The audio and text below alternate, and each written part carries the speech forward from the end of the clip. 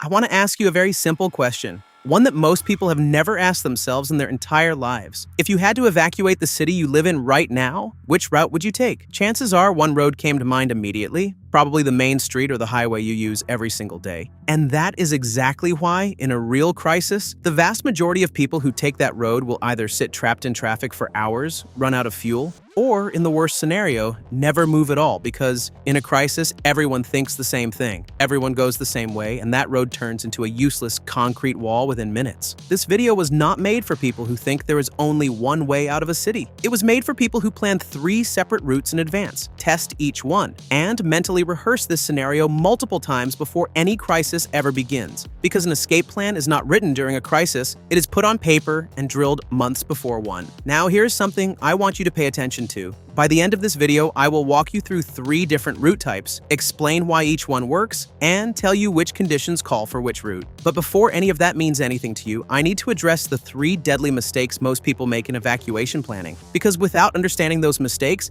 even if I hand you all 3 routes, you will use them wrong. The first mistake, and this is arguably the most lethal one, is that people miscalculate the trigger timing for evacuation. FEMA and crisis management research consistently shows that when a major city evacuation becomes necessary, the window between the first official warning and roads becoming completely jammed averages between 90 minutes and 3 hours. And during the 2005 Katrina evacuation, the Houston highway system locked into a 12-hour traffic catastrophe with people already on the roads hours before any official order was issued. What does that mean for you? If you wait for the official warning, you are already too late. Navy SEAL operational doctrine is unambiguous on this point. The decision to move must be made before everyone else decides to move. And this is not military rhetoric, it is logistics mathematics. The second mistake is that people rely entirely on their vehicles. In a city evacuation, your car looks like your greatest asset, but it is simultaneously your greatest trap. Because when roads jam or fuel stations run dry, that vehicle stops serving you and becomes a cage. You are locked inside. Do you remember the 2021 Virginia 195 highway disaster, where people were stranded in a snowstorm for over 24 hours? Hypothermia cases were reported, and not a single person thought to get out of their car and find an alternative route, simply because they had never considered the possibility. The third mistake is that people make a plan, but never rehearse it. A plan that only exists on paper becomes nearly useless when the brain tries to process it under stress, because at peak adrenaline cognitive function narrows dramatically. And the thing that gets executed in that moment is always the thing that required the least thinking. The Army calls this muscle memory, and in real field operations, procedures are drilled hundreds of times until they execute as reflex, even under extreme pressure, and your escape plan needs to reach that same standard. Now let's move to the 3 routes, and I want to be clear up front. These are geography-independent universal strategy categories, meaning they apply no matter where you live. All you need to do is map your own city onto this framework. Route 1 is the primary route, and here is the exact mistake most preppers make. They choose the fastest road as their primary. Your primary route should not be the fastest road. It should be the most reliable road, because in crisis conditions, speed is an illusion, and reliability is the only currency that matters. The military standard for primary route selection is built on what's called multiple decision points.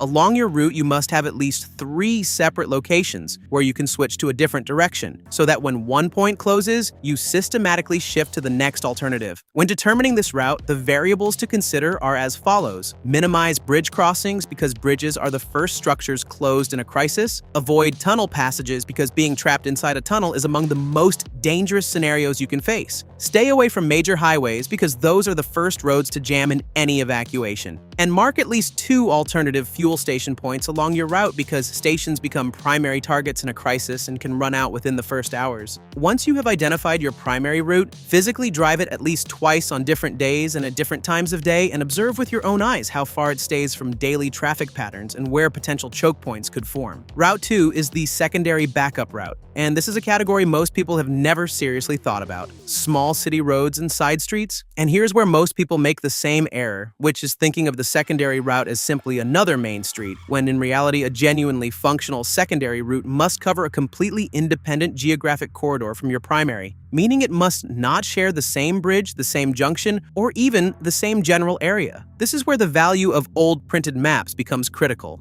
GPS and digital navigation systems fail in a grid collapse, the battery dies, the signal cuts, and they leave you stranded in the middle of an unknown road, and the United States Army always operates with a physical map and compass in the field because the first rule of operational security is never to be dependent on technology. Get a large format printed map of your area today and mark your secondary route on it in red ink. Then drive that route in the evening and in the early hours of weekend mornings because small roads present completely different conditions at different times of day. There is one more critical factor to consider when planning your secondary route: water crossings. Many small roads and side routes pass through low-lying areas that flood during crisis conditions. And when flooding occurs, those roads close entirely. So check the topographic profile of your route and avoid any crossings near sea level or adjacent to creek beds. Route 3 is the one you have almost certainly never heard mentioned in any survival video, the non-motorized route. The immediate reaction to this idea is usually skepticism or flat-out rejection. People think, am I really supposed to walk out of the city? But during Hurricane Katrina in 2005, the 2021 Texas freeze crisis, and numerous urban evacuation scenarios, vehicles became completely useless. And in every single one of those events, the people who moved on foot or by bicycle reached safety far faster than those who sat waiting in their cars. The bicycle is the undisputed first choice in this category. It moves completely independent of traffic congestion, requires no fuel, costs almost nothing to maintain,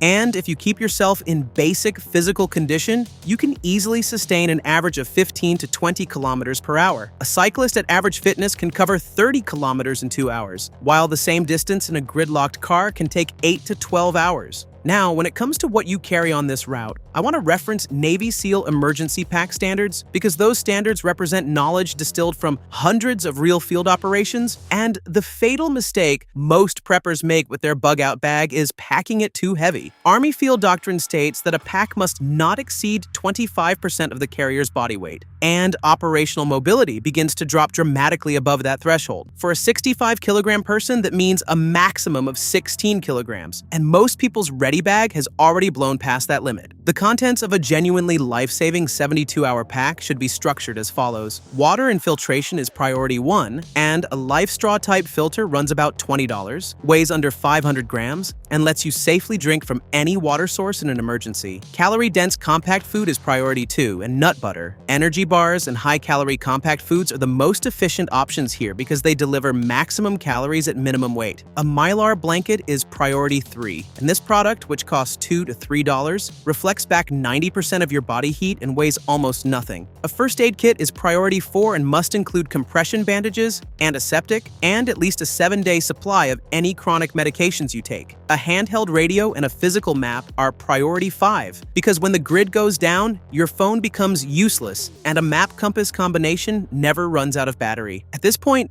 I want to ask you something. Of all these preparations, what do you think is the single most overlooked variable? Fuel. Vehicle fuel is one of the most critical factors in any escape scenario, and most people keep postponing refueling because they think I'll fill up if I need to. But when a crisis begins, fuel stations start queuing within 2 to 4 hours and run completely dry within 6 to 8 hours of the crisis starting. The operational standard on this is simple. Your tank should never drop below half, and you should keep an additional 20 to 40 liters in approved storage containers at home. This single habit gives you a critical head start the moment a crisis begins. Now, I want to return to the timing question and share what is perhaps the most important point in this entire video. Set 3 trigger levels for your evacuation decision and write them down right now. Level 1 is monitoring. Something unusual is happening in your area but has not yet reached a critical threshold, and at this stage your bag must be ready, your car must be full, and your routes must be mentally active. Level 2 is standby. The situation is accelerating, no official warning has been issued yet, but social media and local news are pointing to deterioration. And at this stage, everything needed to leave your home must be completely ready with your family rally point and communication protocol activated. Level 3 is move, and when this decision is made, there is no hesitation, no negotiation, no last-minute scan for belongings, because every second represents more crowd on your roads, less fuel available, and a smaller window to act.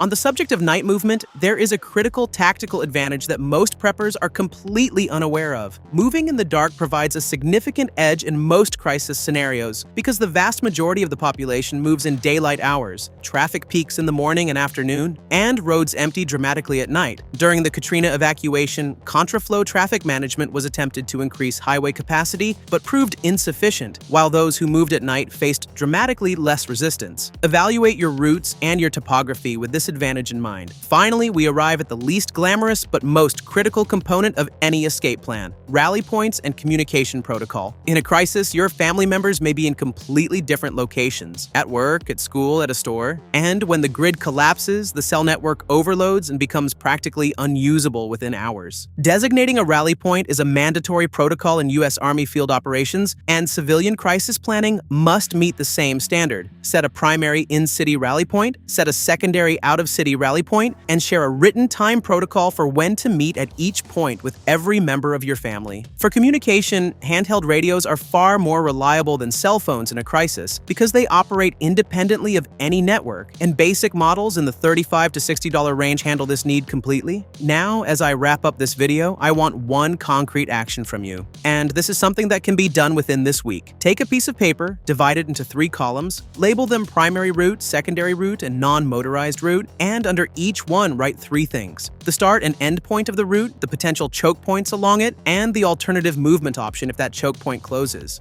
Do that, and then this weekend physically drive or walk at least one of the 3 routes. That single step puts you in a more prepared position than 90% of the people in your city, because that 90% still only knows one route and is simply assuming it will work. At Future Proof Survival, we believe that being prepared is not paranoia, and realistic people know exactly what they will do on the day the system falls. All it takes to be 10 steps ahead is to start today.